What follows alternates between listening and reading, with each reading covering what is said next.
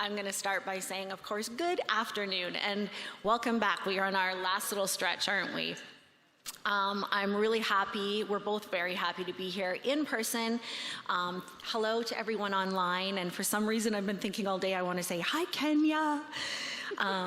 So my name is Kerry Adams, and I'm a speech pathologist. And this is? And I'm Shameem Kizar, the dietitian with the clinic. And we just want to say again, a little intro. It's a very, very marvelous event, and we're so appreciative of the connections that we've already been making here today. I have to do a special shout out, though, to Mr. Jamie from the ALS Hope Foundation in Philadelphia. Ooh, ooh. But now a little bit about us. And I've got to see if I know how to use this. I'm going to go like this. Yes. We are coming to you from Edmonton, Alberta, Canada. So that's all the way across this country on the west side. So it's about a 4-hour plane ride. And this is how we got here. We did not drive the 39 minutes or hours as it says on the map. We work in an outpatient clinic situated on the University of Alberta campus. And we've both been with the Edmonton ALS clinic for about 18 years now. Yeah, we're old. Speak for yourself. And we're work wives, we tell ourselves that. We're very fortunate to have a collaborative team of about 20 clinicians, and our team really values the interdisciplinary model. So Shameem and I see patients together. We go in SLP RD, and then we also have the ability to see our patients in follow-ups outside of clinic. So our clinic is fortunate that we're located in this building when we do clinics, so we're all in one space, which is phenomenal for that collaboration. And then we're also on electronic medical record, and that just, is wonderful for enhancing the collaboration. All right, so enough about us. On to what we're really here for. All right, let's do something fun. Let's take a poll. Raise of hands, who thinks you can puree a hamburger? Okay. Oh, this is pretty good. That's pretty good. And what about a pizza? Okay, you're a very astute crowd. Okay, so remember these results. I'm going to get back to them in a little bit. So this is today's objective. So we're going to talk about, some of the barriers and challenges patients have with modifying diets. And then we're going to describe our hopefully interactive and fun workshop, and then discuss some potential barriers to implementing said workshop. Okay. But what actually happened? How did we come to this? All the way back in 2010, we realized that there was a disconnect between what we were telling patients about modifying foods and what they were actually doing. They were struggling with that application.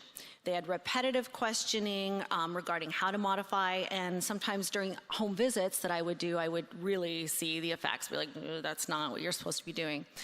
So we would sit there and wonder, well, why? Was there an overload of information that we were giving? Was it that they just took the handout and filed it away and forgot about it? Maybe they didn't really understand what puree or minced was supposed to look like. So that was our story. And we ran across a few barriers. I think we all know this. It's just this preconceived idea that puree is going to be disgusting and not very pretty, I guess. And also we realized they weren't using the equipment properly, so they might use a food processor instead of a blender. And then there's also role reversal that often happens, right?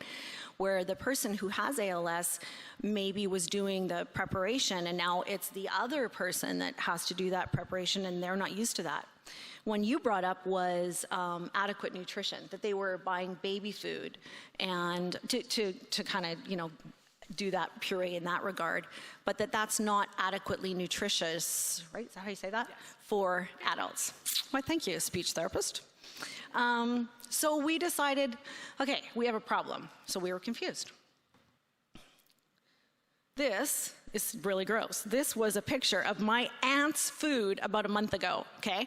So this is happening in facilities. This is not what we are talking about.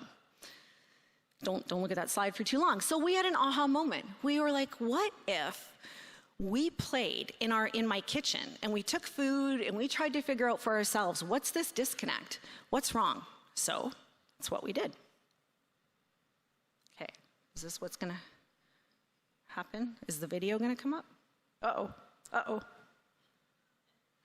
Is there a video that comes? Welcome to our pretend cooking show. We're gonna try pureeing foods today. First up, we're gonna do canned peas versus frozen peas.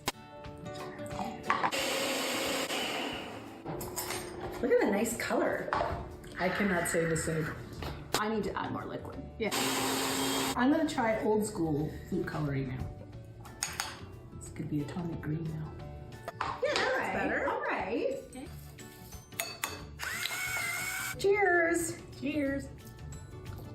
I like the taste of that one better. Yeah. The canned peas, ugh, but they puree so nicely, but that tastes great. That's good. All right. Cut. Hey, now we're gonna do pancakes. Like, that's good. And then do much liquid. Two. Maybe just use like a little. Yeah, start with like a little bit. Okay, let's see how this is. Prize, I like looking at this. Oh, yes. There we go. Cheers. Cheers. 2 Canadian pancakes. That would taste good. That was good taste. Yeah. And texture-wise, it's good. Nailed it. Cheers. Pretend that you have to remove the crust. Yeah. This is hot, which is a good thing. Whew. It needs to be warm when you're pureeing it. A little bit of that, I don't know. It needs like a little more juice. Need some broth. Let's try when it's not much liquid. Okay. Doesn't look very appetizing. I guess we could say just because you can doesn't mean you should. It's a little bit thick. Now you're just tasting flavor. What does it mean? And these were warmed up. Yeah. Actually, the flavor's really good. Okay, yeah, more of this. More of that. Yeah. Pizza. Does it taste like pizza? And what's the texture like right now? Like minced. Yeah. Oh, okay. So we got 1 can with 2 slices of pizza. Yeah. I think we might have nailed it. Ooh. Okay, it looks like tomato soup. It tastes amazing. I would say it tastes like pizza because there's quite a bit of cheese taste in here. Oh, good. Otherwise, it would taste like tomato soup. But it tastes. Oops. So I suppose you could always add more cheese if you wanted. That's amazing. Nailed it.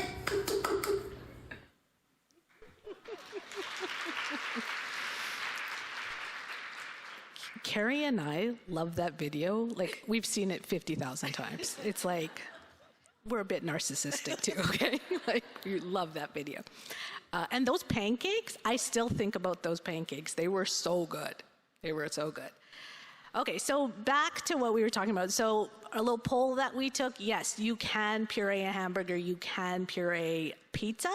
It just requires a little ingenuity and thinking outside the box. So after we did those experimentations, we realized, okay, it's not just dumping in a blender and pressing a button. You have to really think about, like, how do you make it taste really good? How do you make it visually appealing? How do you make it easy, right? So these are some of the things that we discovered. So one of the first things, and these things we do keep telling our patients, like the first time we did this was way back in 2010. And here we are in 2024, and we still say this to our patients. So one of the first things is temperature is really, really important. It blends much better when things are warm versus cold. Just think about just basic science. Fat congeals. It's really hard to blend when it's hard. And you may have to keep warming it up as it goes. The other big one was taste. Like, you know, a lot of people think, okay, we'll just add liquid, and they might think, okay, I'll just add water.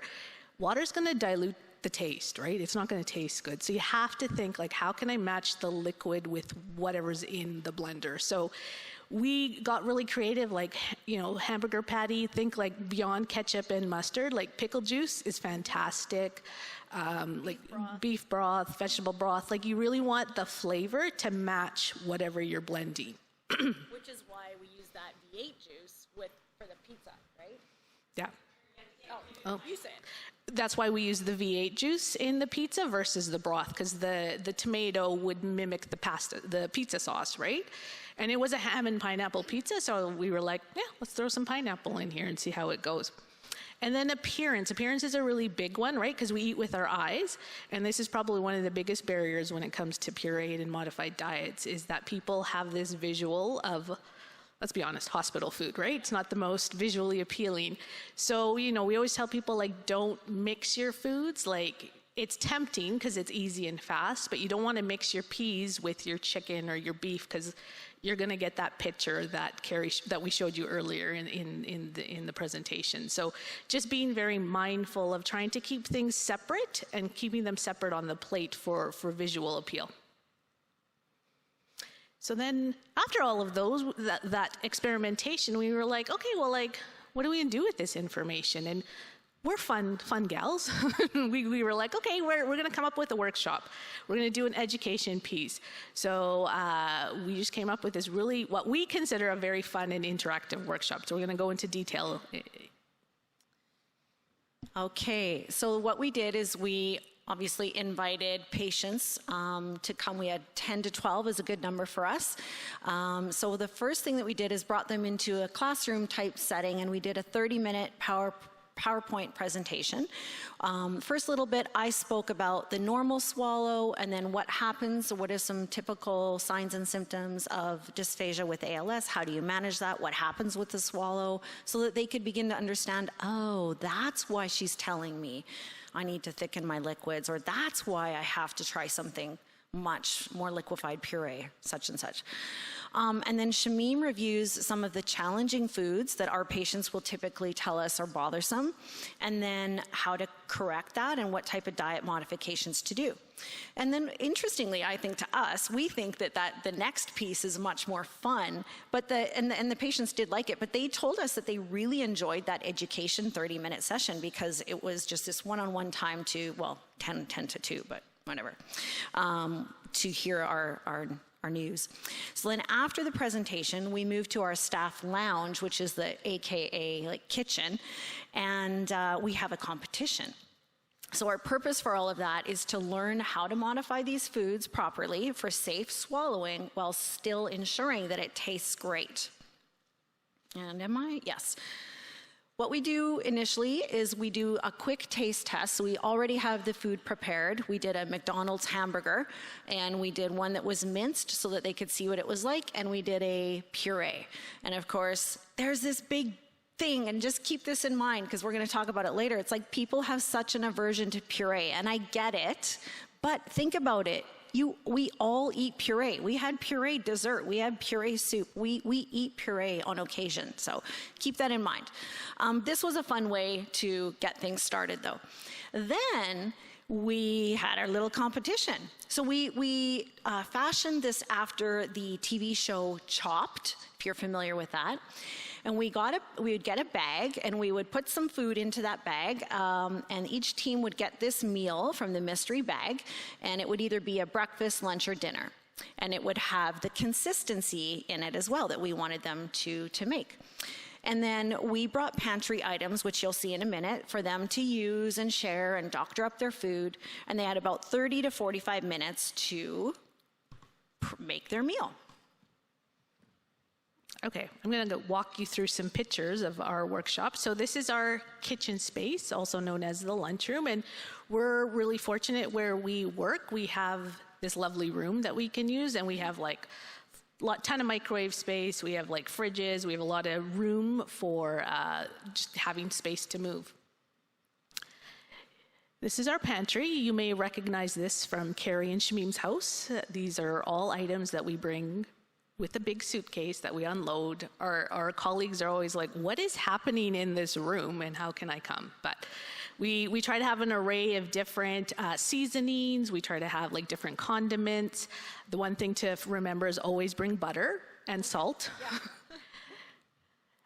This is the mystery bags that Kerry was mentioning. So we kind of decide like, okay, what do we feel like, what do we think people are going to do? So it always tells them like what the consistency is going to be, what meal it is. It's either breakfast, lunch, or supper. And we always try to encourage them to be as creative as possible. This is a picture of our participants just kind of during the competition cooking away. And then we have the judging. So we have been really fortunate in that Kerry and I judge. I don't know if that's fortunate or not, but we do. And we get we've had the pleasure of getting mystery judges. And our past one, we got if any hockey fans out here, but we got the Edmonton Oilers play-by-play announcer, Jack Michaels, to come volunteer his time and be one of our judges. And he was fantastic. He got really into there. And you'll see a little on the side there, that's my son. And I'm going to do a little shout out to my youngest because she will be mortified if I don't mention her. So on the count of 3, I want everyone to say, hi, Zainab. 1, 2, 3. Hi, Zainab. Thank you very much. She will be thrilled. So with the judging, that picture on the left there is like all of the finished products that they all came with. And so we judge based on taste, if the texture is appropriate, and the appearance. And some of the lessons that we learned is basically there's a lot of anxiety related to this. And so, we have to really encourage, tell people like, taste as they go along. And like Kerry said, like people are very hesitant to try. So it's just, you try to not to put too much of a spin on the competition. Okay. And lastly, some possible challenges. I was anticipating that if I was you and I was sitting there going, I can't do this. I don't have a kitchen.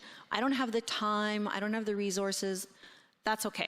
We know there can be possible challenges, whether it be budget, space, time, staffing, all that, all the cleanup. What I really hope you take away from this is maybe you can do a workshop like this, or maybe you just go back and go, I know how I can explain some of these modifications better to my patients, and I'll even show them. I could even tell them to try something with the extra juices, or we hope you've learned a little bit from today, and that you found it helpful. Takeaways: you can puree almost anything. Consider a short education session if you can't do the big workshop, and like we said, think outside of the box. And you want to do that?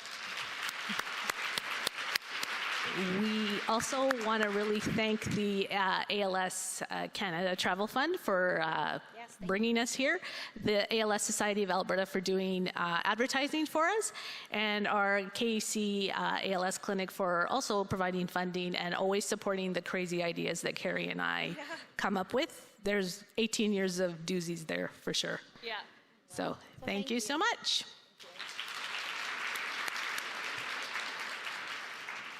So thank you. That's really fascinating.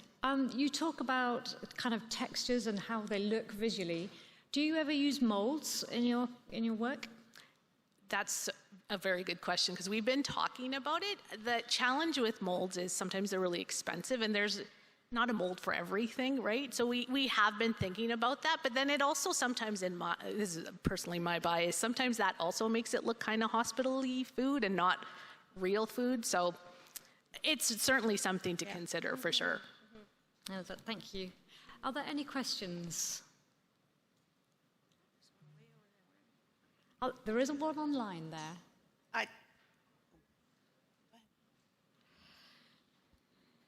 Are we doing the online first? Yep, yes, please.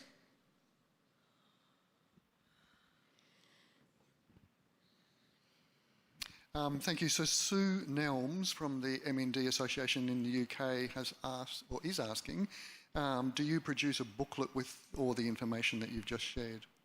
I wonder if this person means for colleagues or like a patient handout. Maybe patient handout? All right. Patient handouts, yes. We do have patient handouts based on the various food consistencies, textures. What else? One thing about that handout that we discovered with this workshop is that it's wrong. So, we didn't do anything, like we had nothing to do with this handout, but it's the patient education that we've been giving out for years. And during our last workshop, we were like, why is the puree so thick? Like, what is going on? And then we were just doing the evaluation and we realized, oh, the actual handout that we've been giving says just put like 1 tablespoon of water. Like, that's it. And that's it. And we were like, uh-oh. Now we figured out what's happened here. So we do have patient educations, but I think we have to edit them. Yeah, thank you for that. Thank you for that question. And there's one question there. Hi. Hi. Thank you very much for your experience. And you know, in Italy, food is really important. And so we have done a similar experience. Awesome. We have asked to, I think, the most famous chef in Italy, and we collected a book of recipes. Oh, wow. I don't know if they did the same you have done, but With the pizza. Exactly. But at the end, the result is very good, and I'm really glad to share with all of you the link eventually. Thank you. of Would all love the that. recipes, so you can taste also Thank Italian food eventually. Yes, thank you. Fabulous. Wouldn't this be fun if we could do like an international cook-off, right? Kenya? Yes, good idea. Kerry and Shameem, Jen DiMartino from ALS 1. Just wanted to comment that if you guys don't have a podcast, you should. And I mean that I mean it seriously, because there's 2 parts to this. My dad is going through something similar, not ALS, but we've recently had to do some pureed foods, and you also have a way of delivering it. And I can tell you that when speech therapy came in to talk to my dad when we were at the hospital, the delivery was poor, and it did not get anyone excited about it. It just made things worse. And so I think the way that you're approaching this is really great, and you just bring a lot of joy to a situation. Thank you so much. That is, Thank you. like And you're I think reading that's, our mind. Yeah. I think. No, I think we're running out of time, but I think that's a really very positive note to finish on, if that's okay. And you two can catch up. Thank you.